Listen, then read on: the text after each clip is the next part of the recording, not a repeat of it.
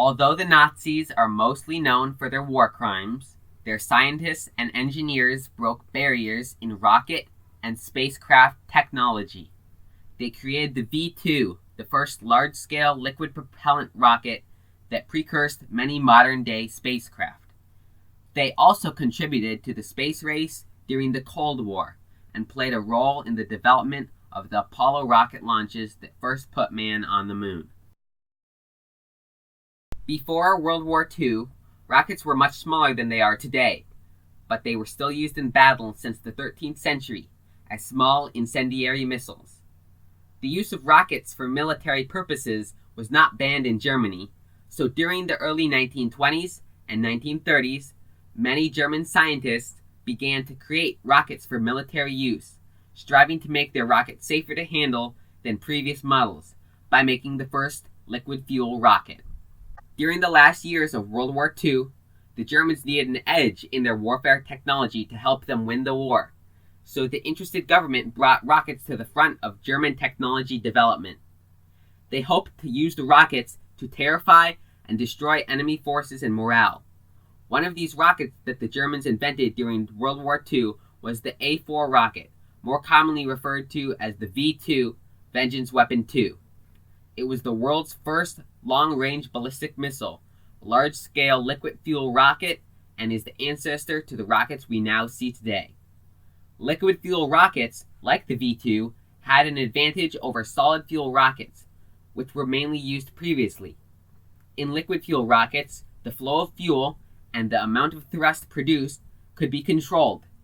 A solid fuel, once ignited, could also not be turned off or regulated at all.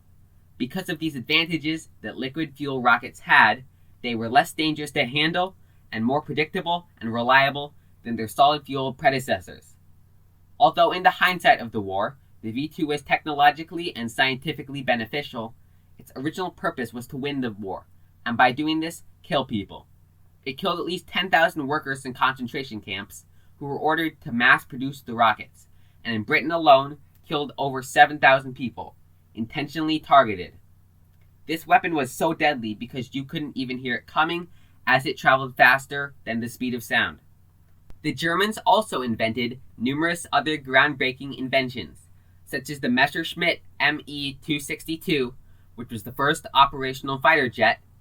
They also invented the Flettner F-1-282 Colibri helicopter, which had an intermeshing rotor configuration. While the V-2 was introduced too late to impact World War II, the technology of the V-2 helped propel the US and Soviet Union into the space race. After the war, a modified V-2 in the US took the first picture of space. The V-2 rocket was the first object to cross the Kármán line, which is defined to be the edge of space and is 100 kilometers, 62 miles, from the sea level. Although the deaths caused by concentration camp labor is tragic, and the use of such camp for labor is immoral, without the Germans' advancements and experiments in rocket technology, there would have been no moon landing so soon.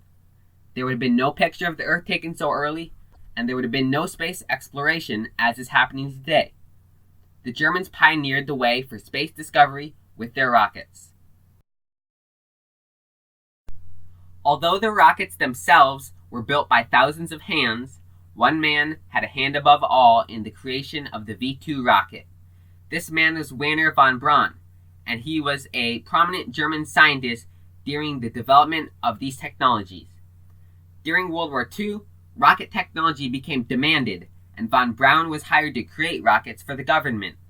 In fact, von Braun's work was highly admired, and word spread to the leader of Nazi Germany, Adolf Hitler, who, after viewing a demonstrational video of a V-2 rocket launch, promoted von Braun to a professor. There were many other German scientists and engineers, like Arthur Rudolph, who was a member of von Braun's team. These men were crucial to the developments in space and air technology. Arthur Rudolph worked on the rocket engine system for the V-2, and he was the man responsible for developing the engine system for the A-1 rocket. The A-1 rocket was an early precursor to the V-2 rocket, which was also known as the A-4. Many other scientists worked alongside Rudolph, helping to design the V-2 rocket. Werner Dahm was a spaceflight scientist, and his role on the von Braun team was to study the ballistics and aerodynamics of the V-2 rockets. Ernst Stühlinger and Konrad Dannenberg were other scientists assigned to Werner von Braun's team. Stühlinger developed a spring-powered timer device that became the missile guidance system for the V-2 rocket. This system was able to be triggered and controlled from the ground. Dannenberg, on the other hand, was tasked with coming up with a solution for preventing the combustion of rocket engines after ignition. He studied the injection system of rocket motors, and his job was developing a suitable engine for the V-2 rocket.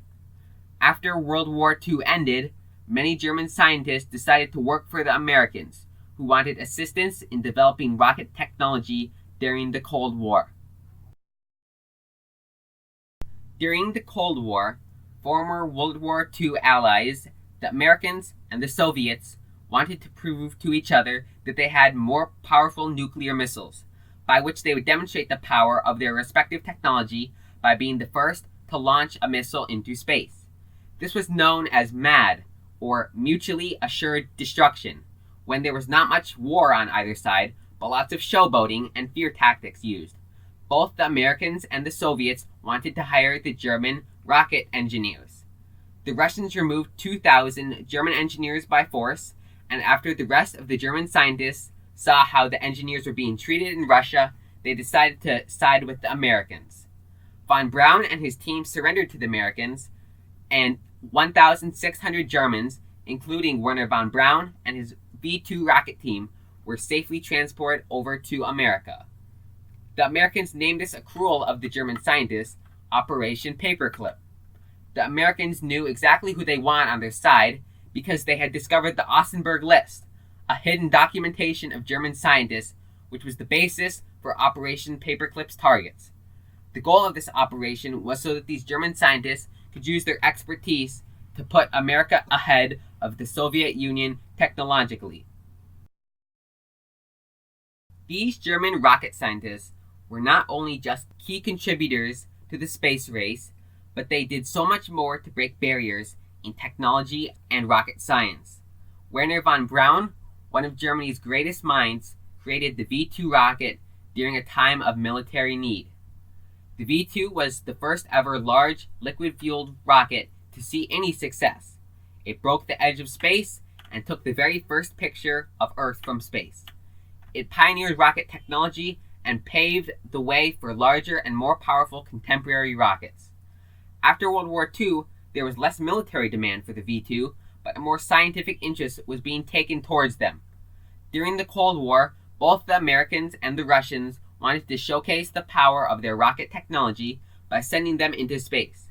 German scientists helped make these plans a reality, and Werner von Braun and his team designed the Apollo 11 rocket, which would land men on the moon in 1969. During the war, the Nazis forced people in labor camps to make these rockets, and many of them died. This is a tragedy, but without their sacrifice, barriers in military technology and space travel and exploration wouldn't have been broken so soon. Those men that died building V-2 rockets will be remembered and honored as their creations fly to the moon and beyond.